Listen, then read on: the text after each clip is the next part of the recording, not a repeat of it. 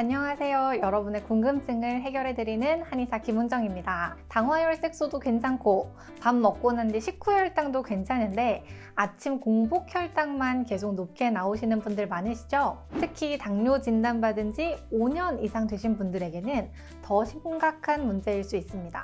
오늘은 왜 이런 일이 생기는지, 그리고 5년 이상 된 당뇨인이라면 공복혈당을 잡기 위해 반드시 실천해야 하는 생활관리 방법에는 어떤 것이 있는지 하나하나 알려드리겠습니다. 오늘 말씀드리는 걸 안 하시면 공복혈당은 절대로 쉽게 잡히지 않습니다.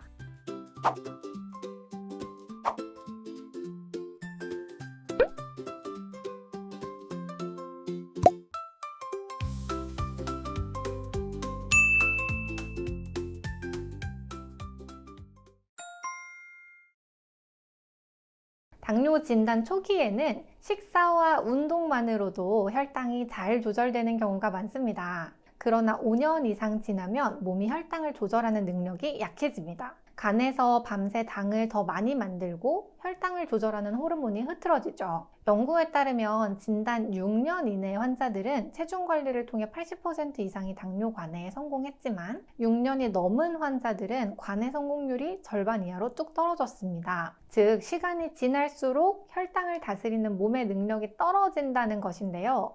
특히 아침 공복혈당은 점점 더 잡기 어려워집니다. 그럼 왜 당화혈색소나 식후혈당에 비해 공복혈당만 안 잡히는 걸까요? 간에서 밤새 혈당을 과도하게 만들어내기 때문입니다.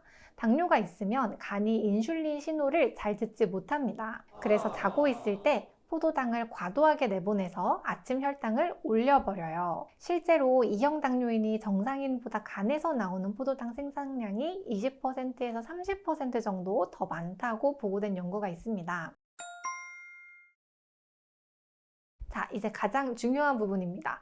5년 이상 된 당뇨인이 공복혈당을 잡으려면 꼭 실천해야 하는 생활관리 방법을 말씀드리겠습니다. 첫째, 저녁 식사 방법입니다. 야식과 과식은 절대 피하시고 반드시 취침 전 최소 3시간 공복을 유지해야 합니다. 예를 들어 밤 11시에 주무신다면 저녁은 8시 이전에 맞춰야 합니다. 3시간 공복 취침은 공복혈당 관리에 정말 큰 효과가 있는 방법입니다. 실제 진료 중이신 환자분들에게도 꼭 권유해드리는 방법인데요. 공복 취침하면 생각나는 환자분이 계십니다. 식단, 운동 모두 너무나 잘하시는 분인데 공복 혈당이 조금 높으신 편이었어요. 3시간 공복 취침을 시행하고부터 공복 혈당이 잡히기 시작했는데 공복 시간을 4시간, 5시간으로 늘릴수록 아침 혈당이 뚝뚝 떨어져서 환자분께서 신기하셨습니다.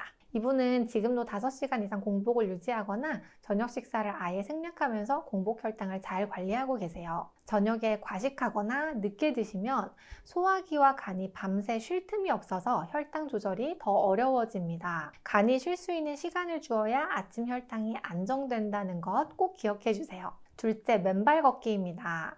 당뇨를 단기간에 졸업한 환자분들의 공통점 바로 맨발 걷기였습니다. 저녁에 가볍게 맨발로 산책하시는 것만으로도 아침 혈당이 개선됩니다. 가능하다면 일반 걷기보다 맨발로 흙이나 잔디를 걸어보세요. 상처가 날까봐 두렵다면 저희가 만든 맨발 신발을 신으시는 것도 좋습니다. 맨발 걷기는 혈액순환을 강화하고 스트레스 호르몬을 줄여서 공복 혈당을 완화하는 데 도움이 됩니다. 혈당뿐 아니라 소화도 잘 되고 잠도 잘 오게 해주기 때문에 아직 안 해보셨다면 꼭 해보셨으면 좋겠어요. 자주 하시는 질문으로 실내에서 발바닥 지압을 하면 같은 효과가 나는지 물어보시는 경우가 있는데요. 조금 다릅니다. 맨땅과 발이 닿으면서 접지가 되는 것이 포인트이기 때문에 발바닥 지압 운동을 해서는 맨발 걷기와 같은 효과를 보기는 어렵습니다. 셋째, 수면 관리입니다. 공복혈당 관리에서 가장 중요한 것 한 가지만 꼽자면 수면입니다. 수면이 좋지 않으면 코티솔이라는 호르몬이 많이 분비돼서 아침 혈당이 올라갑니다.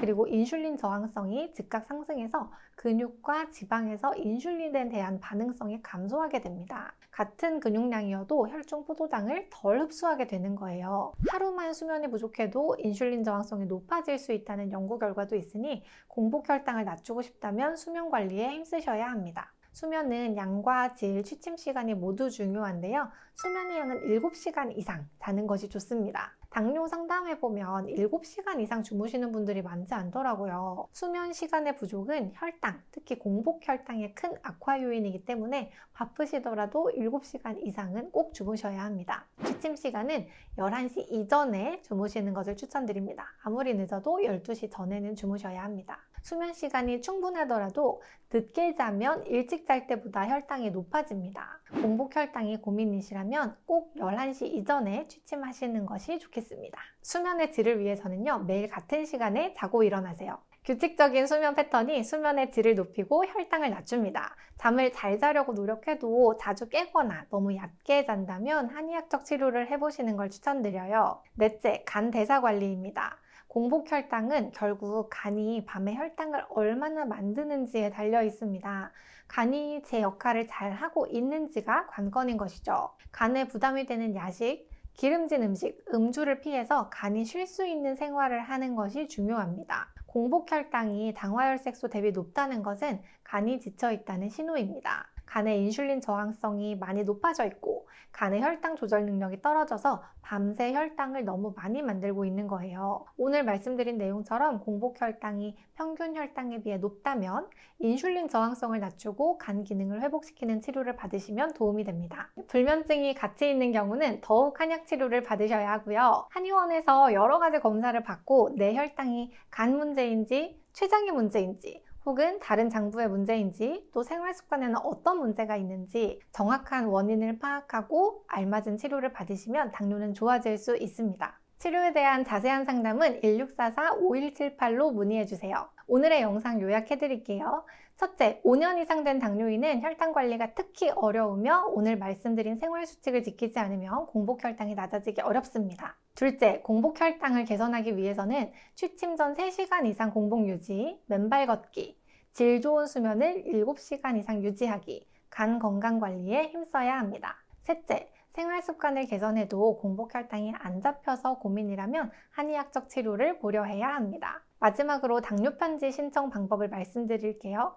신청하시는 모든 분들에게 무료로 보내드리는 당뇨 편지에는 당뇨스쿨 의료진의 혈당 관리 노하우가 담겨 있습니다. 1877-8125로 전화하시면 자동 신청되고요. 고정 댓글에 있는 링크를 눌러서 신청해 주셔도 됩니다. 마지막으로 당뇨스쿨에 매주 3개씩 업로드되는 당뇨스쿨 영상 꼼꼼히 챙겨보기 힘드셨죠?